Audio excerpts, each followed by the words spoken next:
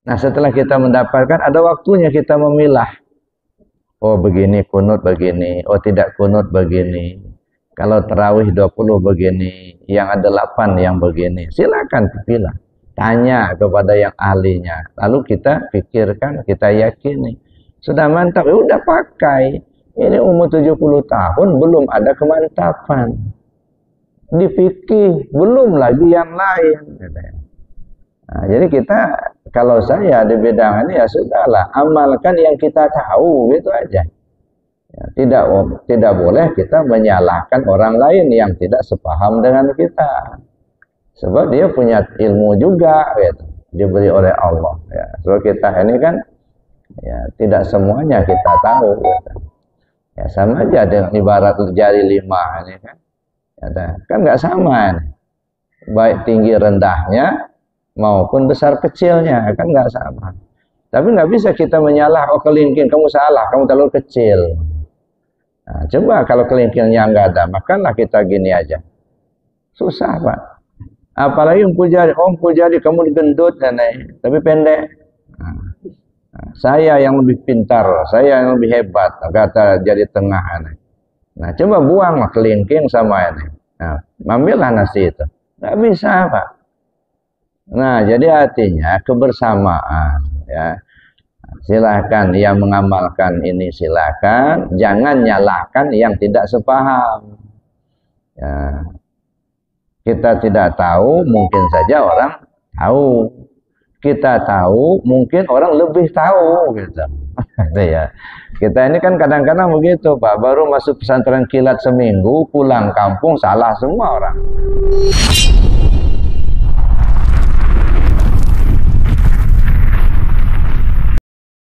Bagi saya sebenarnya kedamaian ini tidak asing karena saya pernah tinggal di sini. Nah, cuman dulu belum seunggah ini masjidnya. Hah? Masih musola. Nah, udah masjid juga dulu. Udah masjid. Saya pernah menyampaikan khutbah di sini dulu. Nah, pernah ngasih pengajian di sini dulu. Tahun 1987. Nah, tapi mungkin orang tua-tua yang pada saat itu sudah sepuh, mungkin sekarang sudah berpulang ke rahmatullah. Jadi Bapak Ibu, alhamdulillah saya bersyukur kepada Allah. Rasanya seperti pulang kampung.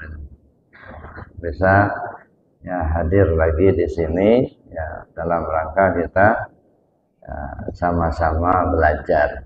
Saya juga masih belajar Bapak Ibu. Kepada saya diberikan materi tauhid. Namun seperti biasanya kalau saya menyampaikan kajian di suatu tempat, kalau baru pertama kali saya ingin menyampaikan posisi ilmu dalam agama Islam. Kenapa selalu saya menyampaikan itu?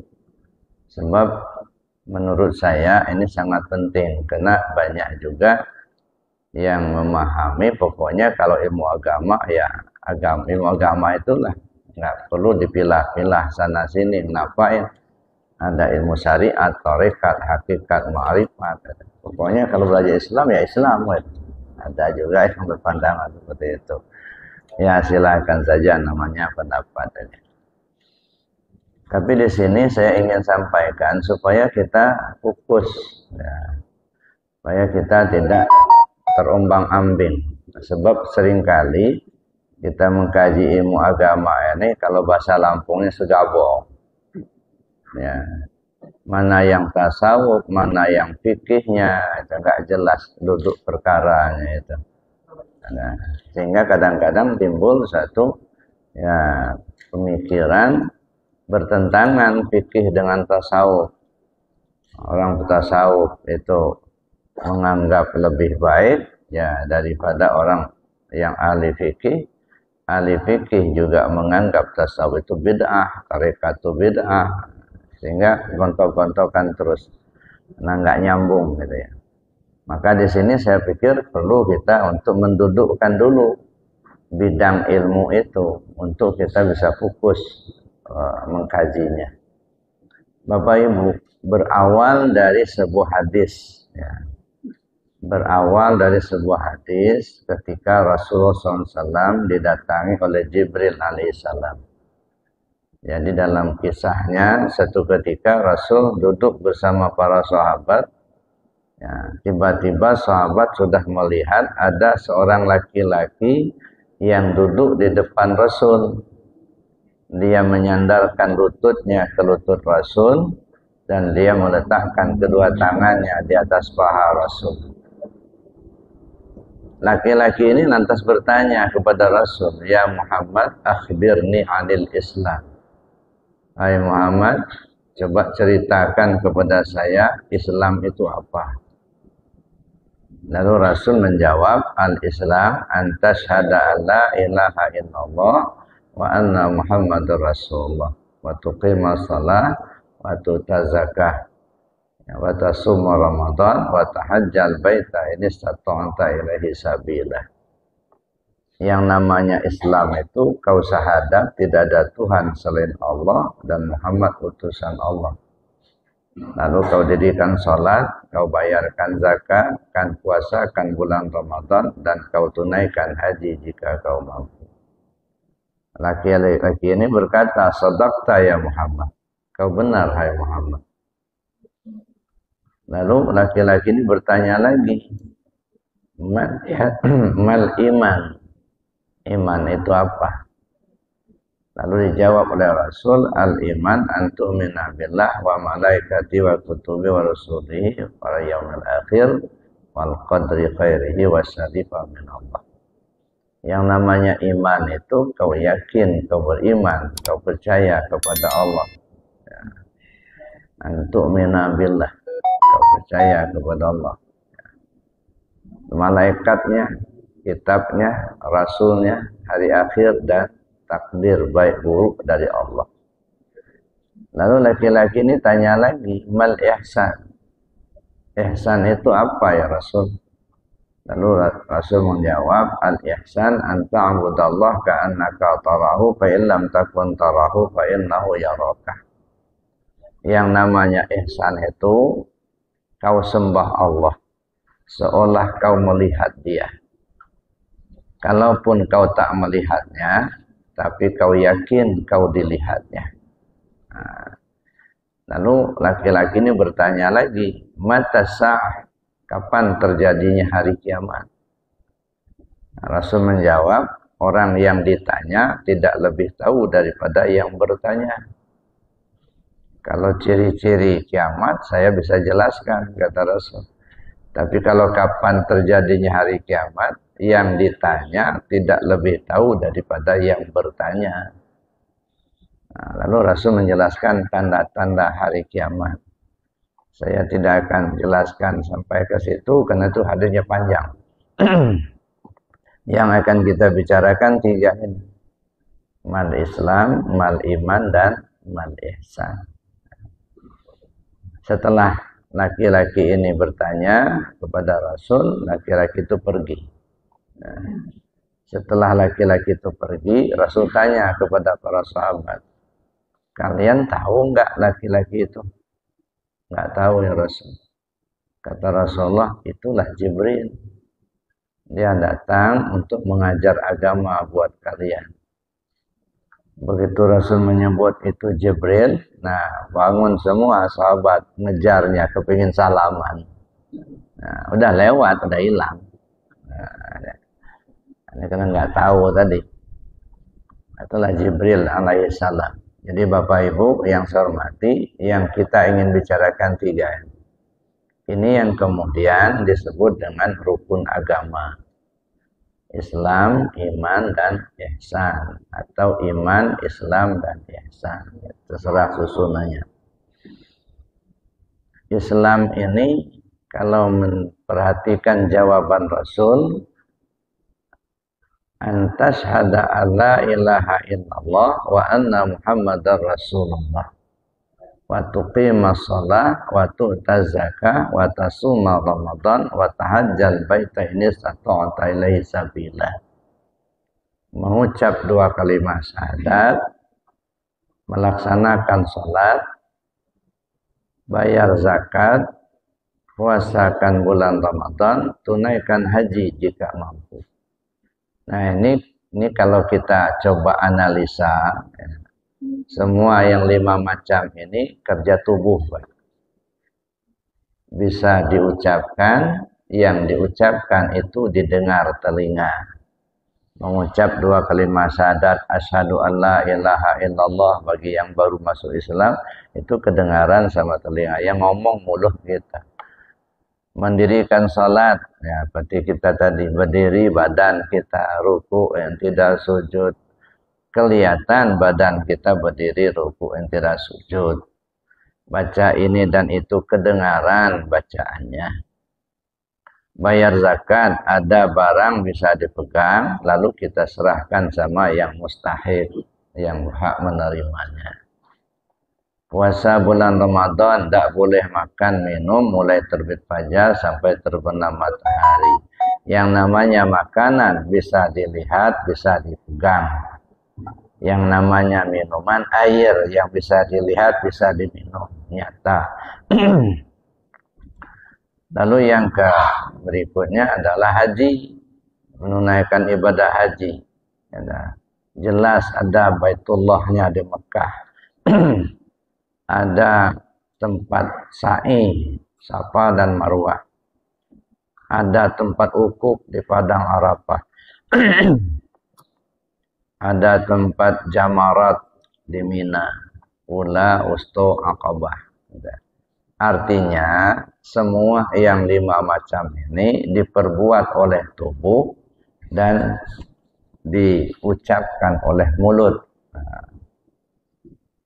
Ini kemudian diturunkan dalam bidang ilmu, disebut ilmu syariat.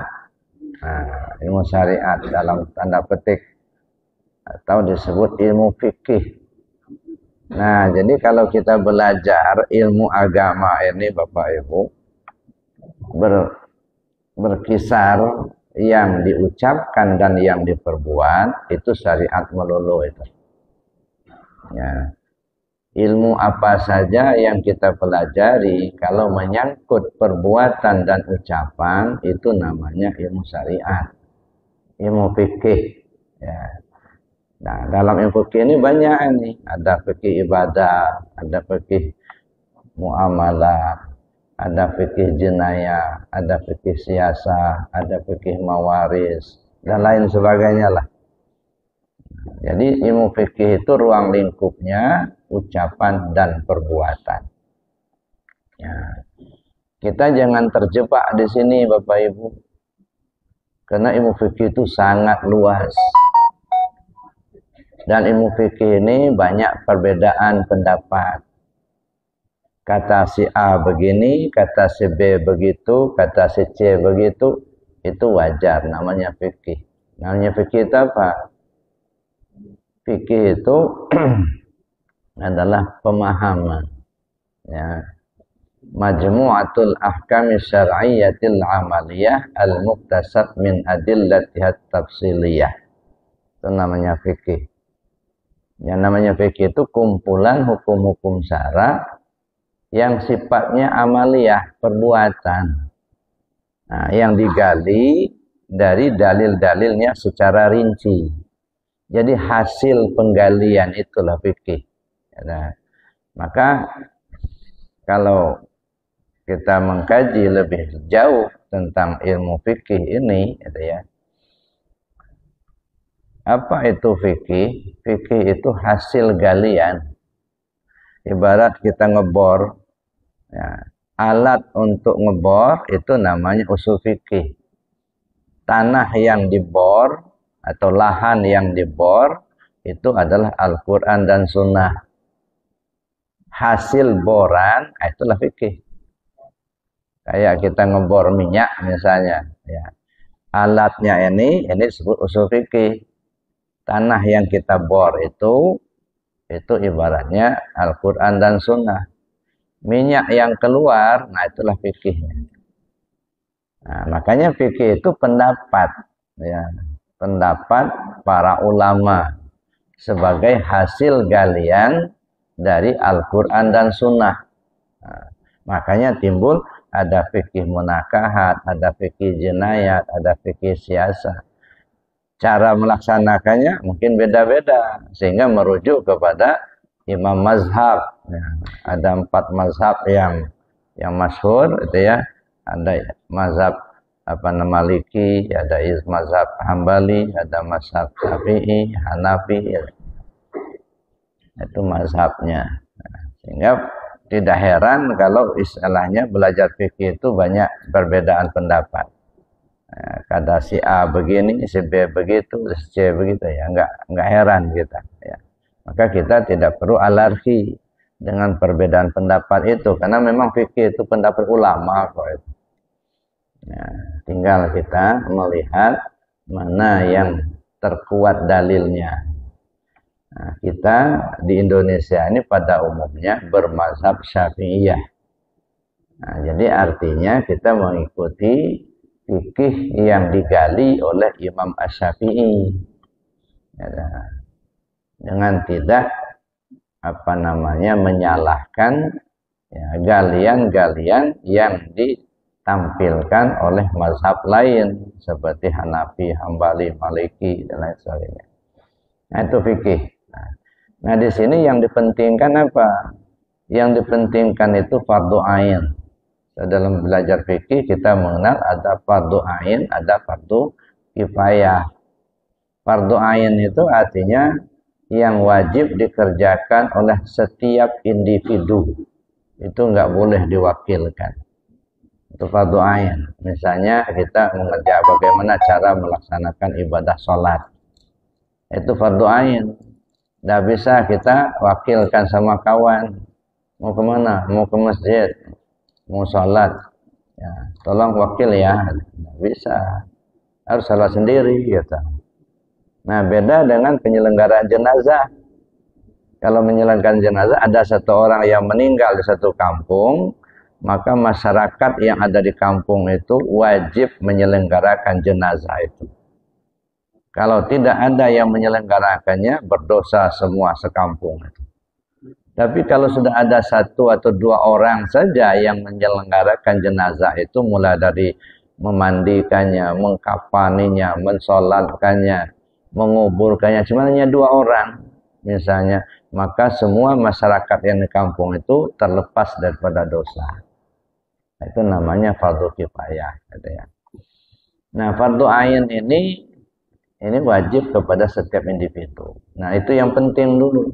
Yang wajib kita kerjakan secara individu. Itu yang paling pokok, gitu ya. Sambil kita mengkaji, mempelajari tentang yang fardu kifayahnya. Tetapi lagi-lagi ini disebut dengan fikih. Ya. Kalau saya ibaratkan buah, Bapak Ibu, ya. Islam, iman, dan ihsan ini ibarat buah. Ini ibarat. Ya. Ilmu fikih itu ibarat kulit. Ya. Al-Islam atau ilmu fikih itu kulitnya. Al-iman itu isinya. Al-ihsan itu rasanya. Nah, jadi kulit membungkus isi, isi menyimpan rasa. Jadi kalau kita hanya berputar di fikih-fikih saja, tidak mau masuk ke kajian tauhid tasawuf, ibarat buah tadi makan kulit. Ya. Iya, kalau kulitnya kulit mangga masih mendingan. Kalau kulit doren, apa enggak bengkak-bengkak mulut itu. Nah, jangan sampai kita salah memahami, gitu ya. Enggak enak doren itu. Emangnya lu pernah makan doren? Pernah. Yang kau makan apanya? Kulitnya. Ya jelas enggak enak. Nah, makanya di fikih ini banyak bertengkar terus itu. Nah, si A begini, si B begini. Ada dulu Pak Ustadz katanya, saya mau tanya, yang benar itu berkunut apa enggak subuh itu? Saya bilang, umur berapa sekarang? 70 tahun. Astagfirullah. Udah umur 70, masih belum ada kemantapan kunut apa enggak? Kapan lagi mau makai? Ada. Mestinya sudah ada ketetapan di hati. Oh, saya harus pakai kunut gitu. Terserah orang lain pakai atau enggak, terserahlah. Enggak usah kita hiraukan pula. Jadi ada masa kita untuk mencari, ada masa kita untuk memilah, ada masanya kita memakai. Mencari yang masih muda-muda, yang masih anak-anak, silakan mencari. Nah, setelah kita mendapatkan, ada waktunya kita memilah. Oh, begini kunut begini, oh tidak kunut begini. Kalau tarawih 20 begini, yang ada 8 yang begini. Silakan pilih. Tanya kepada yang ahlinya. Lalu kita pikirkan, kita yakini. Sudah mantap, ya udah pakai. Ini umur 70 tahun, belum ada kemantapan. Dipikir, belum lagi yang lain. Nah, jadi kita, kalau saya di bidang ini ya sudahlah, amalkan yang kita tahu, gitu aja. Ya, tidak boleh kita menyalahkan orang lain yang tidak sepaham dengan kita. Sebab dia punya ilmu juga, gitu, diberi oleh Allah. Ya. So kita ini kan, ya, tidak semuanya kita tahu. Gitu. Ya, sama aja dengan ibarat jari 5 ini kan, ya, kan nggak sama, nih. Baik tinggi rendahnya maupun besar kecilnya kan nggak sama. Tapi nggak bisa kita menyalah, oh kelingking kamu salah, kamu terlalu kecil. Nah, coba kalau kelingkingnya nggak ada, makanlah kita gini aja. Susah, Pak. Apalagi Pujari, Pujari kamu gendut tapi pendek. Nah, saya yang lebih pintar, saya yang lebih hebat, kata jadi tengah. Nah, coba buanglah kelingking sama ini. Nah, ambillah nasi itu. Nggak bisa, Pak. Nah, jadi artinya kebersamaan, ya. Silahkan yang mengamalkan ini silahkan, jangan nyalahkan yang tidak sepaham. Ya. Kita tidak tahu, mungkin saja orang tahu. Kita tahu, mungkin orang lebih tahu, gitu. Ya. Kita ini kan kadang-kadang begitu, Pak. Baru masuk pesantren kilat seminggu, pulang kampung salah semua orang. Nah, baru pesantren kilat seminggu, gitu. Ini bid'ah, itu bid'ah, masya Allah. Nah, ini saya tidak sependapat seperti itu. Ya udahlah, kita amalkan saja yang kita tahu, kita hargai pendapat orang lain yang mungkin juga dia lebih tahu dari kita. Bapak Ibu yang saya hormati, itu yang pertama fikih. Kita jangan terjebak di sini karena ini adalah amaliyah zahiriyah. Masuk kepada yang kedua yang disebut mal iman. Apa itu iman? Disebut oleh Rasul, iman itu antu'mina billah wa malaikati wa kutubi wa rusulihi wal yaumil akhir wal qadri khairi wa syarri minallah. Iman itu kau percaya dengan Allah. Ya, percaya dengan Allah. Antu'mina billah. Malaikatnya, kitabnya, rasulnya, hari akhir dan takdir baik buruk dari Allah. Ini nggak bisa dilihat, Pak. Yang namanya iman itu nggak bisa dilihat. Apakah bapak-bapak, ibu-ibu ini punya iman? Wallahu a'lam. Tidak terlihat iman itu. Kayak apa sih bentuknya iman itu? Yang bisa dilihat hanya gejala yang ditimbulkan oleh iman. Itu yang bisa dilihat. Bapak itu orang beriman. Dari mana kamu tahu? Dia rajin sholatnya. Nah, sholat yang bisa kita lihat. Berdiri, rukuk, intidah, sujudnya. Ibu itu orang beriman. Dari mana kamu tahu? Dia pakai jilbab. Nah, itu kan gejala. Walaupun sekarang ini tidak semua yang pakai jilbab itu orang beriman, Pak. Banyak yang pakai jilbab, tapi haleluya. Ya, artinya bukan beragama Islam. Jadi Bapak Ibu yang saya hormati, nah kalau iman itu keyakinan hati. Tidak bisa dilihat. Ya, dah. Kalaupun kita ngomong, oh saya ini orang beriman, itu kan omongan mulut. Ya, yang namanya mulut, lidah tidak bertulang, bisa saja ngomong, oh saya beriman 100%, kata. Apa betul dia beriman? Wallahu a'lam. So nggak kelihatan. Itu keyakinan hati. Nah, inilah yang diturunkan dari iman ini, kemudian disebut ilmu akidah. Ilmu akidah ini kena kita akidahnya akidah tauhid, maka sering disebut ilmu tauhid. Ya dah. Nah, ilmu tauhid ini sering juga disebut ilmu sifat 20. Kita mengkaji ilmu tauhid melalui kajian sifat 20. Ada juga ilmu tauhid ini disebut dengan ilmu usul. Nah, karena dalam agama kita mengenal ada usuliyah, ada furu'iyah. Usuliyah tentang keyakinan, furu'iyah tentang amalan. Maka disebut juga ini ilmu hakikat. Nah, ilmu hakikat. Nah, karena dia menyangkut masalah keyakinan hati kita. Kedua, jadi kalau Islam itu disebut ilmu syariat, kalau iman itu disebut ilmu hakikat atau ilmu akidah, ilmu tauhid. Sedangkan ihsan ini, sebagaimana dijelaskan oleh Rasul, anta amudallah ka'annaka tarahu. Kamu sembah Allah seolah kau melihatnya. Nah, seolah, serasa-rasa. Kalaupun kau belum bisa seperti itu, paling tidak kau yakini kau dilihatnya. Nah, jadi makanya ada dua pola beribadah ini. Ada pola ibadah seolah melihat Allah. Ini pola ibadahnya orang yang sudah ma'rifat kepada Allah. Atau disebut pola arif billah. Ada pola seolah dilihat Allah. Nah, itu beda ya. Jadi ada pertama seolah melihat Allah, yang kedua seolah dilihat Allah. Kalau seolah melihat itu pola ibadahnya arif billah yang sudah ma'rifat mengenal Allah.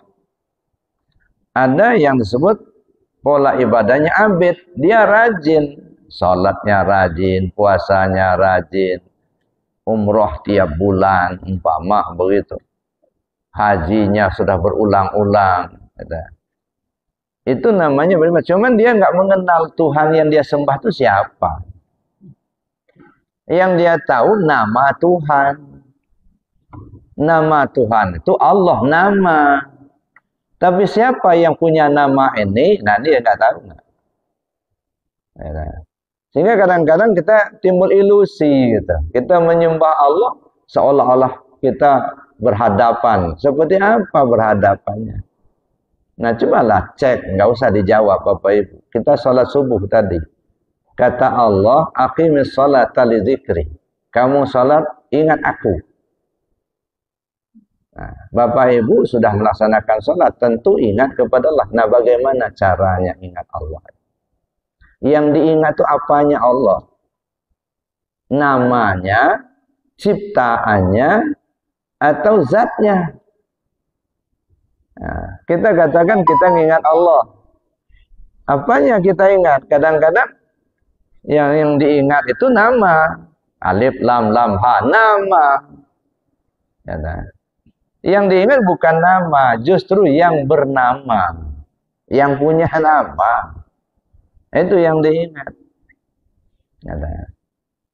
Nah, kalau kita hanya tahu nama saja, nah disinilah kadang-kadang sudah lama beragama Islam, tetapi perintah tidak dilaksanakan, larangan malah dikerjakan.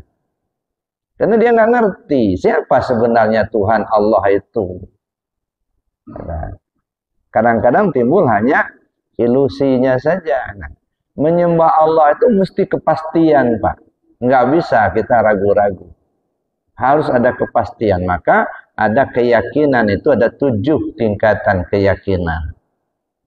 Pertama disebut dengan zon, praduga.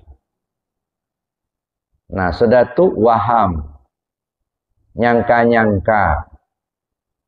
Kadu sak yang ketiga. Nah, ini praduga atau persangkaan ya, antara waham dan sak ini sama-sama ragu sebenarnya. Sama-sama ragu. Dia belum ada ketetapan. Ya. Kalau zon itu praduga, nyangka-nyangka. Nah, kalau waham dan sak ragu-ragu. Tapi bedanya kalau waham itu ragunya lebih banyak yang negatif. Kalau sak udah banyak positifnya. naik lagi menjadi yakin. Ya, tapi yakin ini tidak punya dasar, tidak punya ilmu. Cuman dia yakin, yakin betul dia Allah kuasa, yakin betul dia Allah, tapi nggak paham, nggak ada ilmunya, hanya yakin aja. Nah ini labil ini Pak. Nah, yang model-model begini, kalau terdesak dilepasnya keyakinannya. Malin itu boleh kecuali terpaksa katanya. Nah, ini yang labil. Gitu. Kenapa? Karena dia belum ada ilmunya. Setelah dia belajar, mau disebut ilmu yakin. Yakin berdasarkan pengetahuannya. Dia bukan ikut-ikutan lagi. Kalau yang ini yakin saja, kenapa bapaknya orang Islam, maknya orang Islam, kakek nenek orang Islam. Nah, yakin dia, kata kakek, kata nenek, kata mak, kata bapak, Tuhan itu Allah katanya. Nah, tapi di sini nggak paham begitu. Tapi setelah dia belajar, paham betul dia, maka dia tahu, maka disebut ilmu yakin. Yakin karena dia sudah ngerti. Ya. Naik kepada yang keenam, dia telah menyaksikan sendiri keyakinannya itu. Ya, disebutlah ainul yakin. Nah, setelah dia merasakan, maka disebut hakul yakin. Maka ada 7 tingkatan keyakinan itu. Zon, waham, syak. Yakin, ilmu yakin, ainul yakin, dan hakul yakin. Saya ambil contoh. Umpamanya kita ini pergi ke hutan rimba. Ya. Lalu kita menemukan sebuah pohon. Pohonnya kecil, sebesar telunjuk. Lebat buahnya. Ada yang hijau, ada yang merah, ada yang kuning. Nah, kita ini baru pertama kali ngelihat ini. Buah kayak gini ini. Lalu kita menduga-duga. Ini boleh dimakan apa enggak ya? Nah, mengira-ngira. Ini apa namanya enggak ngerti. Yang kita kira-kira ini boleh enggak ini dimakan. Nah, lagi mengira-ngira itu, datanglah orang. Lagi apa Pak? Ini lagi memperhatikan buah di pohon ini. Kok bagus benar ini. Ada merah, ada hijau, ada kuning. Oh, ini namanya cabai Pak. Kata orang tadi. Oh ini cabai ya? Cabai. Ya dah. Cabai ini rasanya manis. Karena kalau merah kan manis itu. Karena kata orang, kalau ibu-ibu itu bibirnya merah, ibu-ibu manis. Ini pedomannya cuma itu aja, merah. Iya juga ya. Nah, lalu dia sudah yakin sudah yakin. Nah lalu kemudian datang lagi satu orang, lagi apa-apa. Ini lihat cabai ini. Kata si bapak itu ini namanya cabai. Oh benar Pak, ini cabai, ini manis. Nah udah agak tambah yakin nih. Datang lagi satu orang, lagi apa Pak? Lagi ngelihat ini katanya cabai, tapi rasanya manis. Oh enggak Pak, ini pedas ini. Nah mulai bubar. Nah, yakin itu mulai bubar. Mulai ragu. Nah, tapi masih berat kepada manisnya. Karena lebih banyak ngomong manis daripada yang ngomong pedas baru kamu sendiri. Ini yang ngomong pedas sudah 10 orang loh. Nah, tapi yakin dia ini manis ini. Datang lagi satu itu. Oh ini pedas Pak. Datang lagi satu pedas. Banyak yang ngomong pedas berubah keyakinannya. Ya, menjadi syak. Nah, tadinya manis, yakin betul manis, tapi kemudian banyak yang mengatakan pedas, akhirnya berubah keyakinannya dari manis menjadi pedas. Gitu ya. Nah, ini namanya sudah ya syak, sudah syak tadi. Nah, tapi tetap saja dia masih meyakini itu adalah ragu-ragu. Apakah manis, apakah pedas. Ya. Lalu ada keyakinan, tapi keyakinan ini karena sudah lebih banyak orang yang mengatakan pedas, timbullah keyakinan. Oh, kayaknya ini lebih yakin saya ini pedas ini, bukan manis. Nyatanya yang ngomong pedas sudah banyak, udah 50 orang. Yang manis cuma 10 orang tadi. Nah, ya timbul keyakinan. Tapi keyakinan ini masih belum ada dasar. hanya keturunan. Kata orang. Lalu datang lagi satu orang, lagi apa Pak? Ini lagi ngelihat pohon ini ada buahnya. Kata orang ini cabai, benar Pak ini cabai. Kata orang ada manis. Ada yang satu lagi pedas, tapi saya lebih yakin ini pedas karena banyak yang ngomong pedas. Kata orang benar Pak, ini cabai namanya, rasanya pedas. Ini gunanya untuk nyambel atau untuk gulai. Caranya ini ditanam, bijinya yang ditanam. Nanti tumbuh dia, gitu ya. Nah, ini ada yang cabai rawit, ada yang cabai setan. Kan sekarang kan ada cabai setan, ada yang panjang, ada yang pendek. Oh, itu gunanya. Iya, nah mulai berilmu dia. Nah, berilmu tahu gunanya cabai ini apa, tumbuhnya di mana, cara nanamnya bagaimana. Nah, lebih yakin. Nah, setelah dia tahu, maka disebut ilmu yakin. Yakin karena dia sudah memahami, sudah berilmu. Oh, ini namanya Allah. Dia punya zat, punya sifat, gitu ya. Ada af'al, gitu ya. Ada asma. Allah itu mengutus para rasulnya. Nah, mulai ada keyakinan, ilmu yakin. Nah, begitu dia sudah punya ilmu yakin, datang ada lagi satu. Nah, ada lagi apa-apa? Ini ngelihat pohon, ini katanya cabai, katanya pedas. Ini itu gunanya untuk nyambal, untuk nyayur. Oh iya Pak, katanya. Ini saya ambilnya. Diambilnya satu biji cabai itu lalu dimakannya. Pedas, merah bibirnya ini, kepedasan. Oh, tambah yakin dia. Oh, ini pedas benar ini. Bohong mereka yang mengatakan manis itu. Dia sudah nyaksikan betul itu. Namanya ainul yakin. Yakin karena sudah menyaksikan betul orang makan cabai itu kepedasan. Nah, sekarang dia sendiri ambil cabai itu lalu dimakannya. Benar pedas. Nah, hakul yakin. Nah, dia sendiri yang merasakan. Walaupun banyak orang katakan cabai itu manis, enggak mau dia terima lagi. Kenapa? Saya sudah merasakan cabai itu. Pedas benar. Nah begitulah kita berkeyakinan, Pak. Ya, sekarang kita berkeyakinan kepada Allah itu berdasarkan ilmu apa berdasarkan keturunan atau berdasarkan cerita. Cerita orang, kata ustaz Allah itu kuasa. Ya, kata kiai Allah maha kuasa.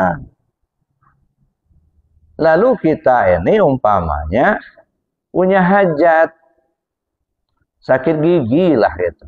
Katanya Allah tuh punya kuasa menyembuhkan. Sudah berdoa berhari, enggak sembuh-sembuh. Bubar yakin kekuasaannya. Lalu dia makan obat. Katakanlah makan bodrek misalnya. Begitu dimakan, hilang sakitnya. Nah, ini kuasa nih si obat ini. Bukan Tuhan yang kuasa, obatnya lah yang kuasa. Nyatanya tadi sudah minta sama Allah. Ya, enggak sembuh. Nah, begitu makan obat sembuh. Bubar keyakinannya. Ini obat inilah yang menyembuhkan itu. Nah, kenapa? Kita enggak paham. Ada teman saya dulu, gimana Pak Ustadz? Kenapa sekarang? Saya ini kan sarjana. Ya, saya sudah ngelamar ke sana sini, ujian. Udah 6 kali saya ujian katanya. Enggak lulus katanya. Saya sudah puasa, saya sudah tahajud, baca Yasin. Enggak lulus katanya. Katanya Allah Maha Kuasa. Tapi begitu saya baca Yasin, saya doa, kok enggak makbul. Nah, jadi pas ujian ke-7 katanya, ya saya kebetulan ada lahan sedikit katanya. Saya jual lah katanya. Dapat duit, saya kasihkan sama panitianya. Lulus katanya. Ini yang kuasa ini duit apa Tuhan katanya. Bubar keyakinannya itu.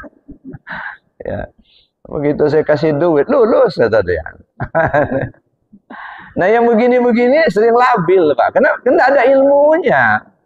Enggak paham Tuhan itu siapa. Makanya walaupun mukik-mukik hayya 'alas shalah, tenang aja ngobrolnya. As-salatu khairum minan naum. Enak aja nari selimutnya, nggak mau bangun nggak? Kenapa? Nggak tahu yang manggil itu siapa. Yang dia tahu seorang itu azan. Azan itu anak kecil, anak bujang. Alah kamu baru lahir kemarin katanya, gitu ya. Gua ini udah tua katanya.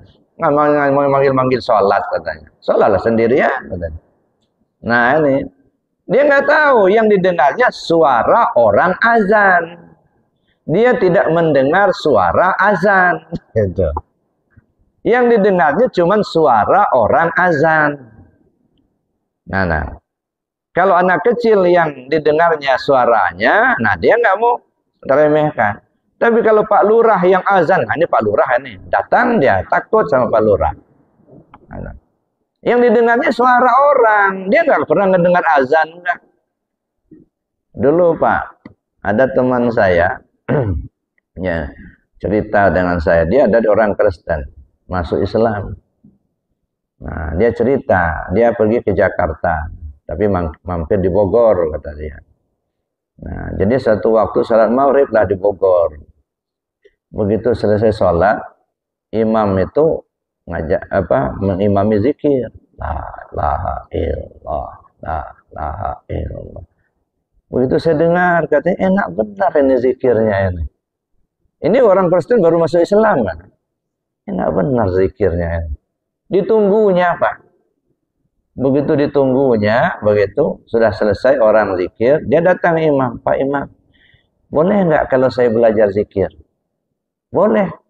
Kepada siapa saya belajar? Nah nanti kamu ke Suryalaya aja, belajar sama Abah Hanom di Suryalaya. Di mana alamatnya? Ini kasih alamat. Udah selesai urusannya di Jakarta, lalu dia berangkatlah ke Suryalaya, ketemu pengasah Abah itu. Akhirnya langsung belajar zikir. Nah, begitu dia belajar zikir, nangis dia. Tumben mu'allaf ini bisa nangis belajar zikir. Ini dari kakek neneknya orang Islam, enggak nangis-nangis enggak. Keras benar hatinya. Nah, terus akhirnya mengamalkan zikir. Kalau sudah sholat dia Allah, dia yang paling keras suaranya. Nah, karena dia sering datang ke saya, cerita dengan saya. Orang Amerika, Mr. Zen namanya. Nah, kenapa kok bisa tertarik belajar zikir? Karena yang didengarnya suara zikir, menetes Pak air mata ini. Kalau suara zikir masuk ke hati. Suara zikir itu terdengar oleh telinga batin. Ya. Hati yang keras ini bisa remuk, bisa pecah. Mengeluarkan mata air, netes air mata ini. Kenapa? Suara zikir yang terdengar. Tapi ada orang mencaci maki zikir. Ngapain zikir keras-keras itu? Enggak boleh zikir keras-keras. Memang enggak boleh Pak zikir keras-keras. Janganlah kita zikir keras. Jangan, enggak boleh. Zikir la ilaha illallah. Cuman bersuara, kenapa dikeraskan suaranya? Allah itu enggak tuli. Nah, di sini Pak, kena. Kalau Allah tidak tuli, dia sebutkan, artinya menisbahkan Allah itu tuli. Sebab yang bersifat tidak tuli itu adalah manusia, makhluk. Allah itu tidak mengenal sifat tidak tuli. Dia hanya bersifat mendengar. Yang bersifat tidak mendengar itu ya hamba. Kalau Allah sifatnya mendengar, maka disebut mustahil, ya. Allah itu maha mendengar, mustahil dia tidak mendengar. Ya, jadi jangan menisbahkan Allah itu sama dengan makhluk, nanti syirik pula jadinya. Nah, kenapa orang mencaci maki orang zikir? Nah, karena yang didengarnya suara orang berzikir. Dia tidak mendengar suara zikir. Kalau suara zikir yang terdengar, bisa netes air mata. Tapi kalau suara orang berzikir yang didengarnya, itu malah timbul kebencian. Nggak senang, kata ya. Makanya dulu ada jamaah saya, cerita, Buya katanya, itu kan di masjid tempat kami tinggal, hanya kami berdua katanya, yang belajar zikir dengan Buya. Jadi kalau sudah subuh itu, Ya, kami zikir la ilaha illallah, la ilaha illallah. Enggak keras-keras amat, enggak, cuma suara terdengar telinga aja. Tapi ada dua orang benci betul kata. Nah ini katanya, zikir, zikir, zikir, zikir, geleng, geleng, geleng, geleng. Hotel lihat kamu tadi. Nah, pokoknya ngomel-ngomel terus katanya. Nah udah kami biarkan aja. Tapi tiap kami zikir dia omelin terus katanya. Jadi pada apa namanya, ya gimana Buya katanya. Jangan dilawan. Udah biarin aja. Ya, nggak usah dilawan. Zikir ini bukan punya kita. Zikir itu milik Allah. Ya, kita cuman pengamal. Kalau orang itu tidak senang kepada kalian berdua, itu wajar. Karena kalian itu banyak kurangnya, banyak dosanya, banyak nggak tahu. Tapi kalau dia benci kepada zikirnya, nah udah serahkan aja sama Allah. Berarti dia benci sama Allah. Nah, kan kata Nabi sendiri kan mengatakan gitu. Ya, alamatu hubbillah hubbi dzikrillah wa alamatu ghadbillah ghadbi dzikrillah. Tanda orang cinta kepada Allah senang zikir. Tanda orang benci sama Allah benci sama zikir gitu. Nah, kalau dia sudah benci sama zikirnya, itu berarti benci sama Allah. Udah biarin aja, nanti Allah yang menegurnya gitu ya. Amalkan saja zikirnya dengan istiqomah, serahkan sama Allah. Enggak lama, Pak. Beberapa minggu kemudian terjadilah dia marah-marah begitu sampai pintu masjid dibantingnya sampai pecah gitu ya. Di kawan ini mau bangun, mau berantem betul. Tapi kena Buya ngomong katanya, udah saya tahu, udahlah kata Buya jangan dilawan, biarin aja. Dah biarin dia mereka berdua sambil zikir itu. Dia pulang ke rumah. Pulang ke rumah ngantarkan anaknya sekolah, Pak, pakai motor. Anaknya masuk gedung sekolah, dia pulang pakai motor. Di perjalanan tabrakan mati di tempat. Selesai satu. Tinggal satu lagi. Tapi nggak sekeras pertama. Karena sudah kawannya sudah nggak ada. Nah, tapi masih ngomel juga. Ya teh. Beberapa hari kemudian ternyata istrinya nyalakan kompor, meledak gasnya. Ini semuanya kena api semua. Akhirnya dirawat di rumah sakit. Beberapa minggu dia nggak ke masjid lagi. Ngurus istrinya. Aman zikirnya. Ya sudah, Allah yang negor gitu. Maka hati-hati Pak. Kalau nggak senang kepada zikirnya, berarti nggak senang sama Allah. Ya. Tapi kalau nggak senang sama orang berzikir, mungkin dia banyak dosa, banyak nggak tahu gitu ya. Ya, nama kita manusia. Jadi Bapak Ibu yang saya hormati, kita kembali kepada pokok persoalan. Jadi kalau iman itu ada di hati, keyakinan kita tidak bisa terlihat. Kalau ihsan diturunkan dalam bidang ilmu, namanya ilmu tasawuf. Ya, jadi ilmu tasawuf itu mengkaji atau belajar untuk apa ya? Untuk mengosongkan diri. Ya, membina rasa. Nah, kalau syariat fikih tadi untuk membina tubuh, mana yang halal, mana yang haram, mana sah, mana batal, itu fikih. Kalau keyakinan itu membina hati kita supaya kita yakin bertauhid kepada Allah. Kalau tasawuf membina rasa supaya kita bisa merasakan ya. Nah, siapa sebenarnya yang beribadah? Siapa sebenarnya yang sholat? Nah, jadi itu rasa yang dibinanya. Nah, tasawuf ini dibagi dua. Ada tasawuf amali, namanya ilmu tarekat. Ada namanya tasawuf nazari, namanya ilmu ma'rifat. Kalau ilmu tarekat bertasawuf tapi dengan cara beramal. Nah, amalan zikir. Maka orang belajar tarekat itu belajar zikir. Belajar zikir itu belajar membersihkan hati. Karena zikir itu tujuannya membersihkan hati. Likulli syai'in siqalah wa siqalatul qalbi zikrullah. Segala sesuatunya ada alat pembersih. Pembersih hati itu zikir kepada Allah. Nah, makanya supaya hati kita ini bersih, amalkan zikir. Yang tidak senang zikir berarti masih senang hatinya kotor. Nah, hatinya iri, dengki, hatinya merasa benar sendiri, merasa hebat, sombong. Itu penyakit hati semua itu. Nah, untuk membersihkannya nggak bisa dengan membaca buku, nggak bisa. Harus pakai zikir. Karena Nabi sudah mengatakan segala sesuatunya ada alat pembersih, pembersih hati itu zikir. Nah, maka belajar tarekat itu artinya belajar zikir. Belajar zikir itu artinya belajar membersihkan hati. Supaya hati kita ini bersih, lurus.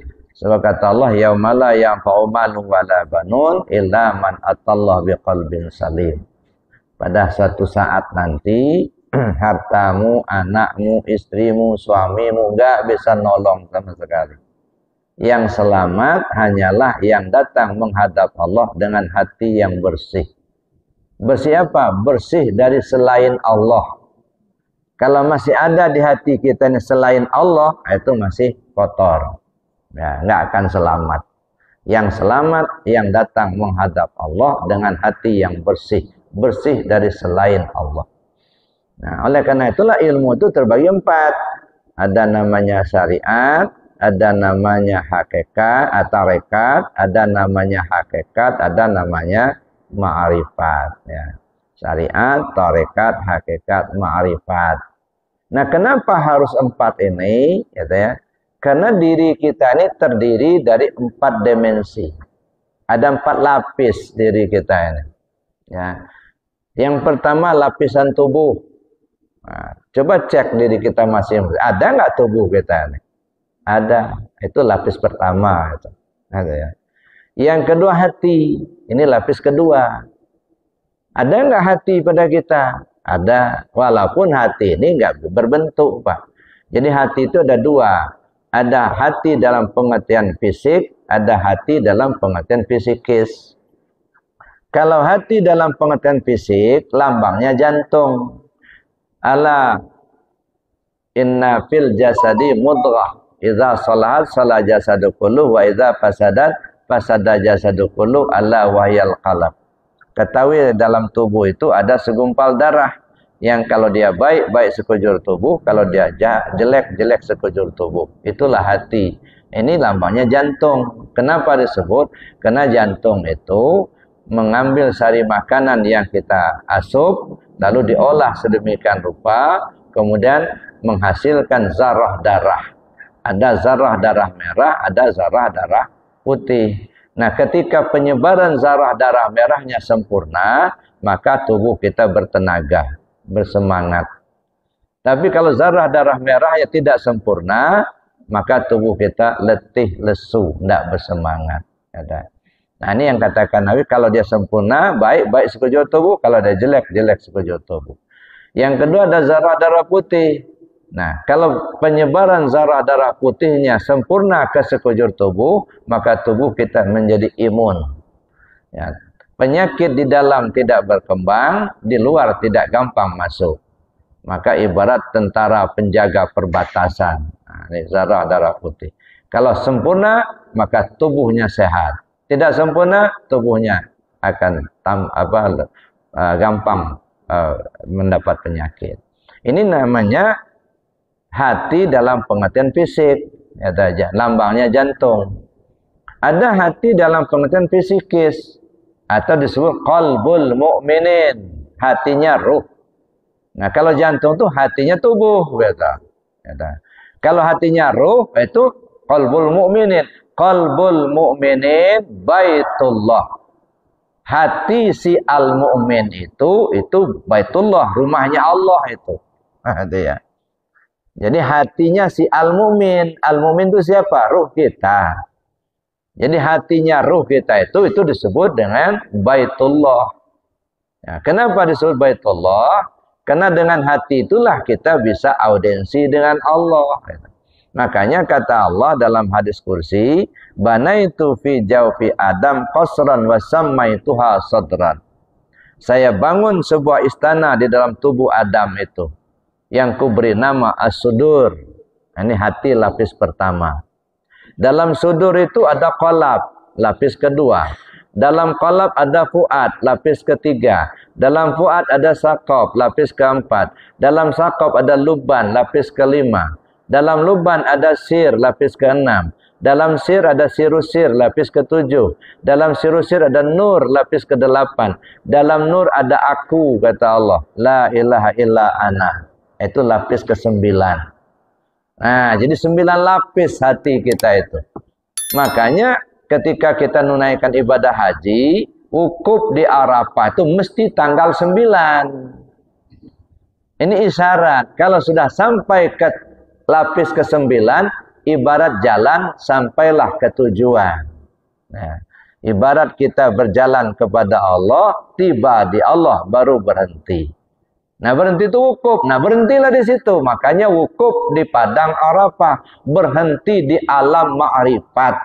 Kapan? Tanggal 9, di lapis ke-9. Nah, ke sana kita menuju, Pak. Menuju lapis 9 ini. Mampu nggak kita menembus lapis ke-9 itu? Dan saya pikir itulah salah satu isyarat kenapa di tanah Jawa itu ada namanya Wali Songo, Wali 9.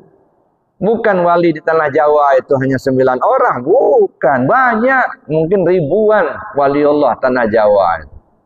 Nah, cuman pada saat itu ada 9 orang wali, dan ini juga isyarat. Artinya kalau sudah sampai ke lapis ke-9 itu wali Allah lah itu. Nggak usah nunggu mati. Nah, kalau pahamnya sampai kepada lapis ke-9, dia duduk di situ, paham betul dia di sana, nah itu sudah sampailah waliullah. Waliullah itu apa? Alat peraganya Allah. Apa yang ditampilkannya selalu mengacu kepada aturan Allah. Ya dah. Nah, kalau sudah semuanya mengacu kepada aturan Allah, maka jadi alat peraganya Allah. Kalau sudah jadi alat peraganya Allah, yang dilihat itu bukan orang yang berbuat, tapi Allah yang memperagakan afalnya. Nah, makanya tugas kita di bumi ini ada 2. Ada sebagai khalifah Allah, ada sebagai penanggung diri rahasia. Jadi Bapak Ibu yang saya hormati, itu lapis kedua hati. Masuk ke lapis yang ketiga, nyawa. Nah, nyawa atau ruh. Nah, nyawa kita, ruh itu kalau dia menghidupkan namanya nyawa. Kalau dia punya kemauan namanya nafsu. Ya, dari ruh itulah. Cuman perannya berbeda, maka namanya pun berbeda. Nah, kalau ibarat kendaraan, kalau sopirnya malaikat, nah bagus kendaraannya.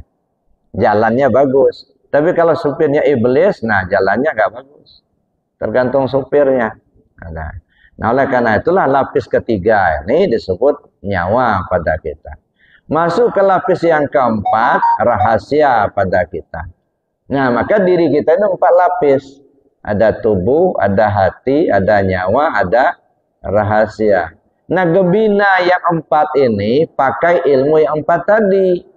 Tubuh dibina dengan syariat, supaya tahu tubuh ini mana yang halal, mana yang haram.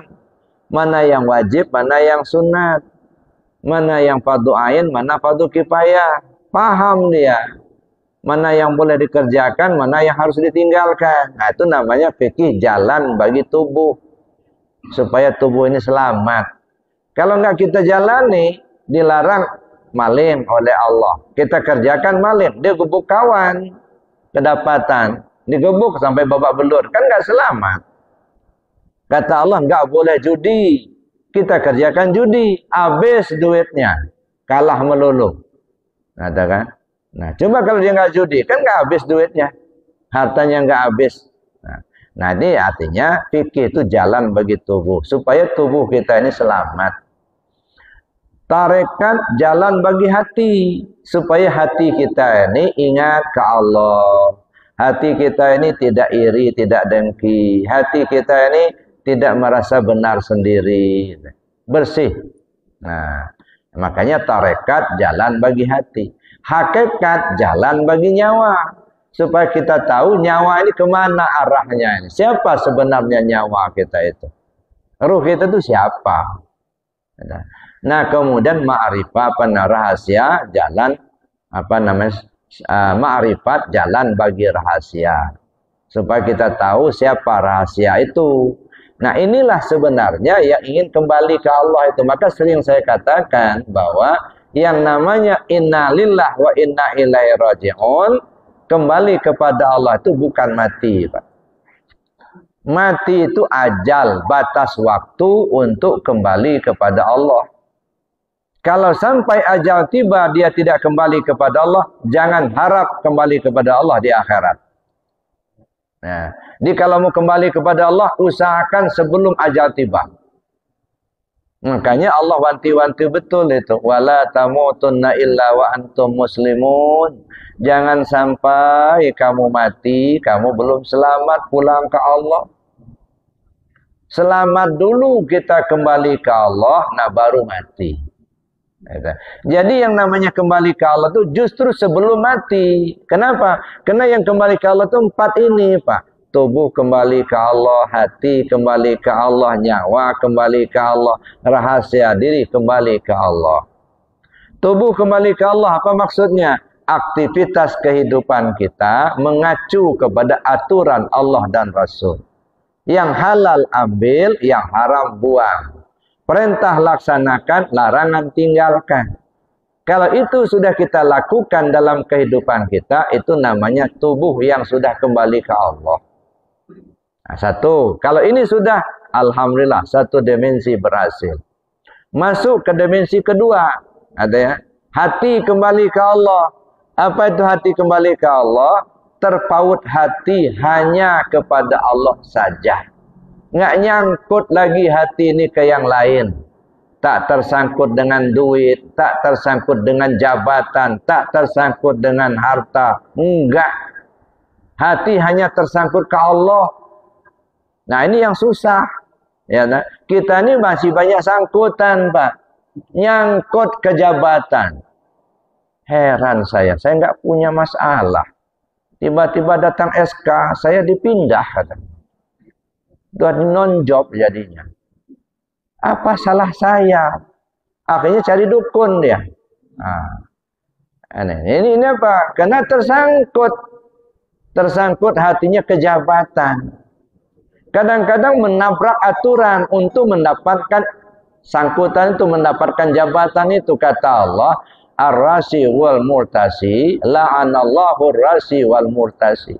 Allah melaknat orang yang menyogok dan yang disogok. Tapi gimana kalau nggak nyogok nggak dapat? Nah, ditabrak itu pagar itu. Aturan Allah tabrak. Nah, kenapa? Karena tersangkut hati kita ini ke jabatan tadi. Nah, bagaimana hati nggak tersangkut lagi? Mau pakai ada jabatan kita jalankan, nggak juga ya, lahir dulu nggak bawa jabatan. Ada. Aman saja, tenang aja dia. Kalau memang dipilih, ya Allah menentukan. Kalau enggak, ya berarti Allah baru mengizinkan. Ya benar Pak Anies itu. Nah, jadi itu Bapak Ibu, nggak nyangkut. Nah, di hati ini. Tapi ini yang paling sulit, Pak. Menghilangkan sangkutan. Itu yang susah. Ada 2 yang susah di dalam belajar tasawuf itu. Pertama, menghilangkan sangkutan. Yang kedua, mengembalikan pinjaman. Nah, ini kan. Nah, ini kan dipinjamkan sama Allah kita, dipinjamkan sama mendengar kita, dipinjamkan basar melihat kita. Tetapi kitanya dipinjamin merasa punya gitu. Ini dipinjamin mobil sama Pak Hanan. Pak Hanan punya mobil baru, dipinjamin sama saya misalnya. Saya ngaku-ngaku ini punya saya ini. Ditangkap polisi, Pak. Ada. Nah, inilah kerja kita ini. Jelas-jelas barang pinjaman ngaku-ngaku punya gitu. Coba saya tanya, Bapak punya ruh apa enggak? Nah, Bapak punya ruh apa enggak? Bapak punya ruh? Punya. Punya Pak ya? Betul, ada ruhnya. Nah, kalau enggak bangkai itu. Enggak punya ruh Bapak? Nah, Ibu punya ruh apa enggak? Punya, alhamdulillah. Pernah bikin? Enggak.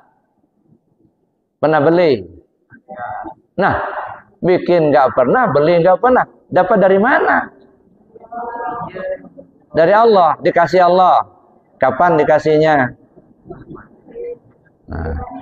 Nah, inilah sebenarnya yang kekeliruan kita dalam berakidah.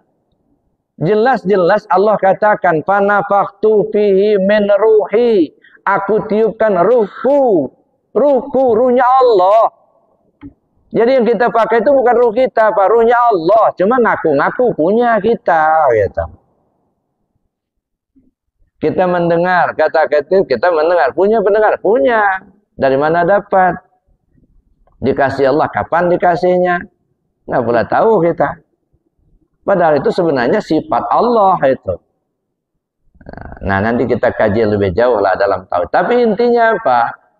4 lapis tubuh kita ini dibina dengan ilmu yang 4 tadi. Syariat, jalan bagi tubuh. Tarekat, jalan bagi hati. Hakikat, jalan bagi nyawa. Ma'rifat, jalan bagi rahasia. Dan ini harus kita kembalikan kepada Allah.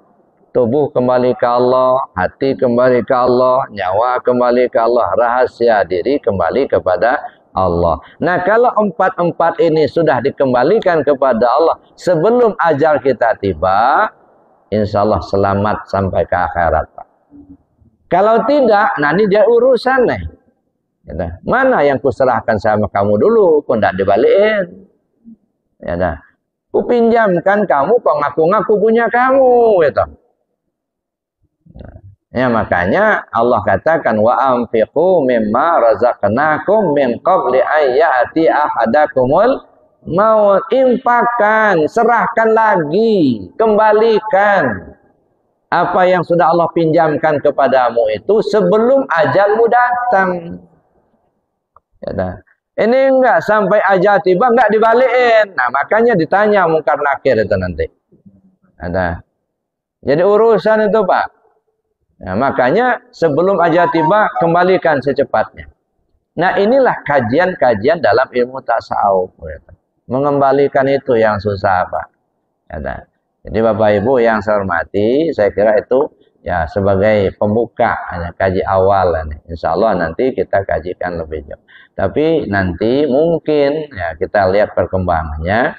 Nah, nanti akan kita lebih utamakan amalannya daripada kajiannya. Ya, jadi kita terutama di tempat-tempat yang sudah lama pengajian, saya ingin menerapkan lebih mengutamakan amalnya dulu. Mungkin kajiannya tidak banyak, mungkin hanya sekitar 15 menit aja ngajinya sudah gitu ya. Tapi yang kita utamakan amalnya. Kenapa? Kenapalah artinya kalau kita kaji-kaji terus tapi nggak diamalkan. Ya. Itu bahaya, Pak. Ya. Kalau nggak beramal karena nggak tahu, insya Allah dimaafkan Allah. Tapi kalau sudah tahu nggak diamalkan, ini jadi urusan. La yazalu qadama 'abdin yaumal qiyamah hatta yus'ala an arba' an umri fima afnahu wa an jismi fima ablahu wa an ilmi ma 'amila bi wa an mali min aina iktasaba wa fima anfaqa. Belum bergeser telapak kaki pada hari kiamat nanti hingga ditanyakan kepadanya 4 persoalan. Tubuh kemana kau bawa? Tubuhmu itu kau bawa kemana aja? Umurmu kemana kau habiskan? Ilmu yang sudah kau ketahui, apa yang sudah kau amalkan? Harta kekayaanmu dari mana kau dapat, kemana kau belanjakan? Nah, jadi artinya pertanyaan-pertanyaan itu harus kita jawab. Menjawabnya bukan mulut. Kelakuan kita itulah yang menjawabnya. Perbuatan kita. Nah, makanya kita disuruh untuk belajar, tapi belajar untuk diamalkan, bukan belajar hanya sekedar diketahui, apalagi belajar untuk diperdebatkan. Ya, belajar untuk diamalkan. Maka ke depan mungkin kita lebih utamakan amaliyahnya. Bapak Ibu yang saya hormati, saya kira demikian materinya. Mungkin kita kembangkan dalam diskusi. Sementara saya akhiri dulu. Assalamualaikum warahmatullahi wabarakatuh.